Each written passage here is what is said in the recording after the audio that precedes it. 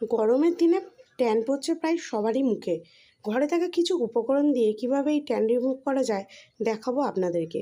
আমি নিয়ে নিলাম হাফ চামচ মতন চিনি আর দিয়ে দিচ্ছি দুটো মতন ছোট সাইজের পাতিলেবুর রস। এইভাবে ঘরে থাকা উপকরণ দিয়ে 1-2 দিন ছাড়া আমি আমার মুখে এবং হাতে গলার ট্যান রিমুভ করে থাকি। আপনারাও চাইলে একবার ব্যবহার করে দেখতে পারেন।